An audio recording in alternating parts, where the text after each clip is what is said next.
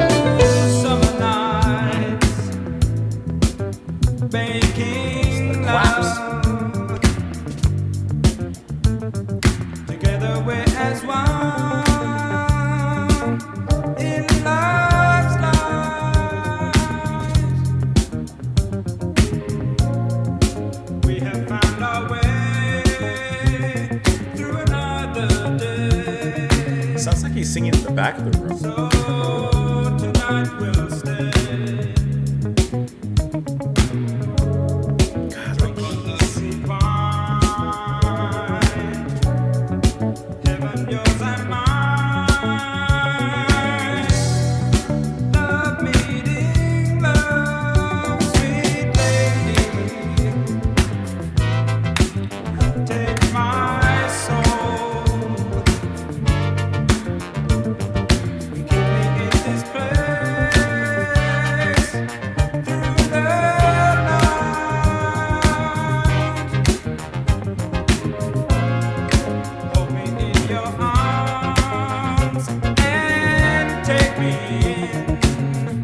That's inviting.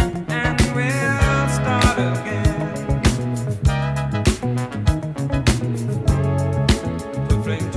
Heard how that synth resolved with the keys there. Really nice. Separate our design. Love meeting love. Yeah, yeah.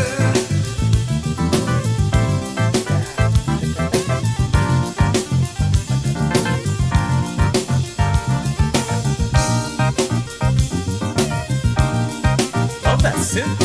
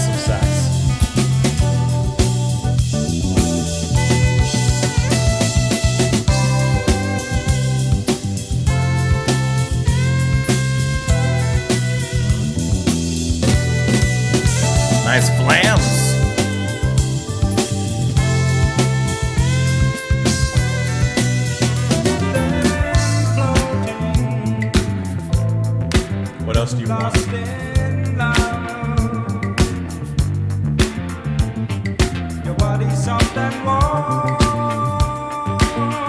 next to mine.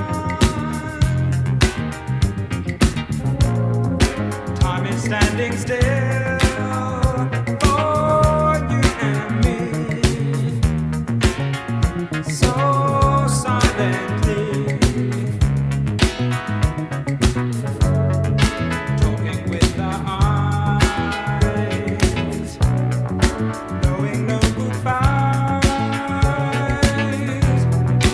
Love meeting love, yeah, yeah. Nice grand piano coming in.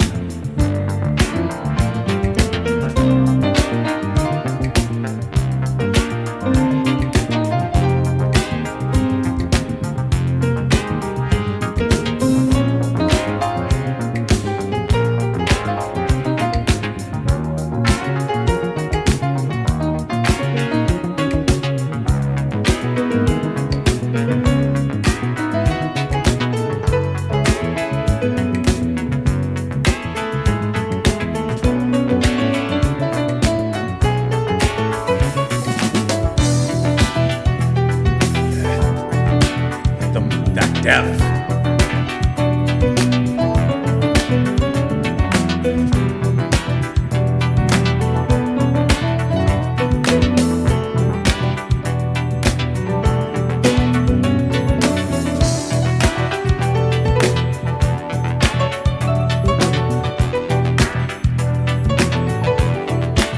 It's like a little breakdown.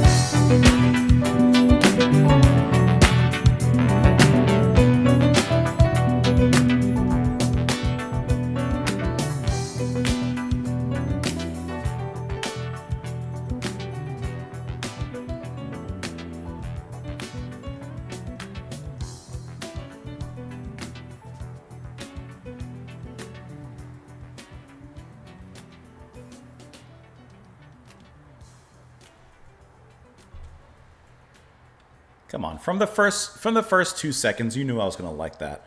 Come on, you know I love their brand of jazz infused funk pop. Love their keys. Love Mark King's bass. Everything about it is just right up my alley. So there's no disputing that. This is one that, yeah, as soon as the track begins, I'm gonna right there before even the drums and bass come in, just that da-da-da. Just that little luxurious little twinkle in our eye. And then, of course, they smooth it over. Yeah. I'm in. It's not going to take much at that point to get me in. Mark King's bass performance is fantastic. It is warm. It is rhythmic. It is envious. It is funky. It is smooth. It is just wonderful.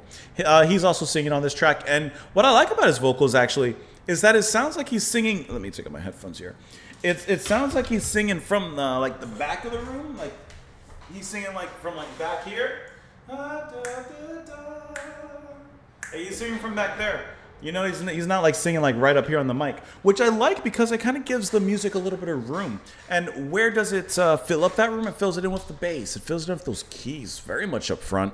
You know, everything else is kind of allowed to be a little bit more forward, while he is a little bit more in the back. So I really appreciate that. And how they actually, you know, composed where, or I should say positioned rather, where all of them are in the studio, you know, at least according to the production there. Those keys, Mike Lindup, though. To me, the keys are the star in this track. That just glorious ocean of ambience, that sea of radiance that he just puts down is just luxurious. Some of those synths that he brings in on top of that are fun, are flowing, bring an action and an energy into the music as well that picks it up. Fantastic, like really wonderful use of the sounds that he brings out, and then at the end bringing in some actual piano sound coming through, just to kind of like, okay, we're gonna round it out with something at least everyone like, you know, it's just a nice return at the end.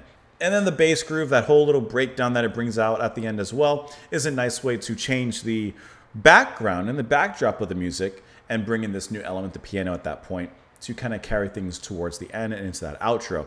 And then we also get a little saxophone, a little surprise saxophone, Boone Gould on there. And I mean, you gotta have a little bit of that sax, and the sax saxes you up, and you're feeling saxed up, and it's nice, right? It's great. Once again, a nice different color or shade in the music that still works perfectly fine with the music, right? You kind of expect saxophone to show up in a track like this, but when it does, you're not disappointed. No, you should be elated, and I think that Boone does a fantastic job bringing that sensual sound into the music and still retaining a lot of the subtlety. Phil Gould on the drums, he's just keeping that groove. I think this is a great example of a drummer who is in a pocket, right? Nothing flashy, no solos, don't change anything too much. There's that one cool fill that he just like multiple flams, just one right after the other, just flam, flam, flam. And there's no flamsiness about it, but there's some flamsiness about it. And I like that, right? It's a good example of a drummer playing into a pocket and with a groove like the rest of the band is putting down. How can he not? I mean, that's just great. And that's a really, really wonderful listen. And yes, I did say really wheelie. Oh, summer nights making love together, whereas one in love's sight. Obligatory. Oh my. We have found our way through another day, so tonight we'll stay drunk on love's sweet wine. Heaven, yours and mine, love meeting love, sweet lady. My love, your love, our love. Take my soul and lead me to this place in the night. Hold me in your arms and take me in, and we'll start again. The flame to the fire, suffering our desire, love meeting love. Yeah. And floating, lost in love, your body soft and warm next to mine. Time is standing still for you and me, so silently. Talking with our eyes, knowing no goodbyes. Love meeting love. Yeah, oh, yeah. What else does there say? Get that off the screen. We're not there yet. I forgot to show you, looking at this track, we have a little Wikipedia page on this one. It was the band's second single and the first Level 42 song that entered into the UK singles charts, reaching number 61. It wasn't until 2 years later that this song was featured on the album, of course, the Early Tapes/Strategy, released by Polydor Records, and it was only released in the UK. Now we can put the plugs in. Thank you guys so much for the recommendation, and I appreciate you watching as well. Hopefully you grooved out and enjoyed that as much as I did. Let me know your thoughts in the comments down below. You see the plugs on the screen. Thank you so much for being here. Please come back by tomorrow. And stay cool, you cats. Yeah.